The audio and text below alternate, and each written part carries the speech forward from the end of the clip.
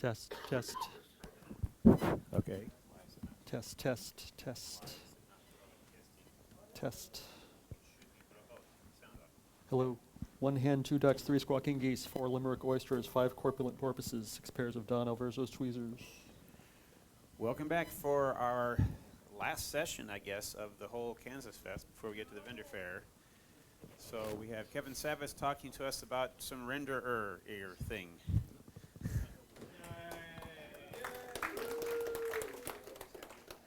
Make the Atari guy go last. I see how it is. You're not really an Atari guy. Atari forever. Hi, I am Kevin Savitz, and I'm here to talk to you about the good word of Atari. Have you heard the good news? Rob, could you please lock the door? Thank you.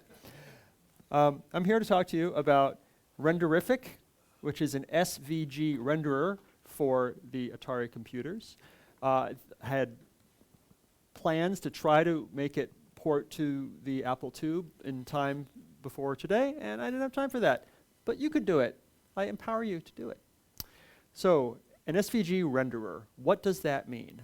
SVG stands for Scalable Vector Graphics. And basically, it's an XML file format. It's a text file that for drawing graphics. But unlike a JPEG or a GIF or something like that, that tells the computer what to show, the SVG tells the computer how to draw it.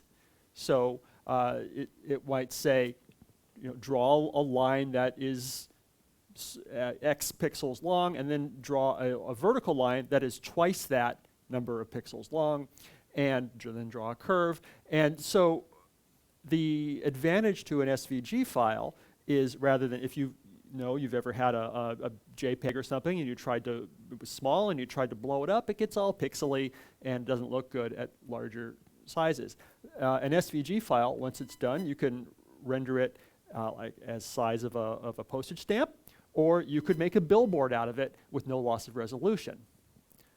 That's why people like SVG files. So in order to display an SVG file on your computer or whatever, you have an SVG renderer, and on the Mac it just might be Preview, can show SVG files, and there's Inkscape, and there's many programs for dealing with SVGs. But traditionally they're not used on older 8-bit computers because I don't think it existed when people were using 8-bit computers. This is what a SVG file looks like in its kind of native format. It's just a text file with numbers and codes that say, start drawing a certain place and then draw a curve going from somewhere to somewhere else, and then continue the curve. So it's hard to parse, hard to understand, but this might end up looking like this. This is a SVG file that is rendered out. Now, using my Renderific SVG renderer for the Atari computers, it ends up looking like this. Here they are side by side. Now, keep in mind, I wrote down the size. On my Mac, this rendered instantly. Open the file, boom, it's there a fraction of a second. On the Atari, in BASIC, this took 42 minutes to draw.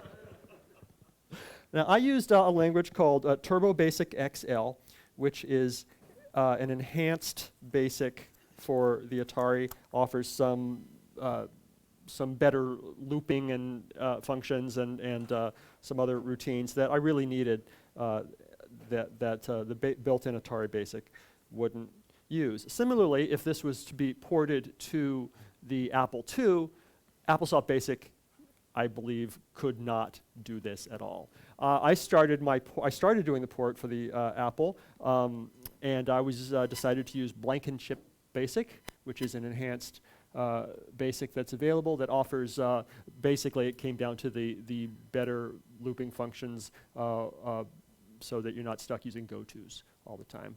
It's more of a structured programming environment. I'm going to show you some samples of output.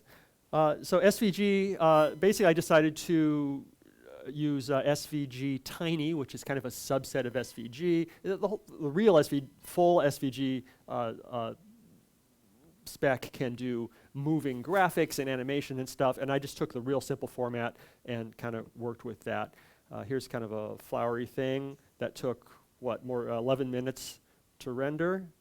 Here's some other things that I had rendered out while testing the program. This one is particularly interesting.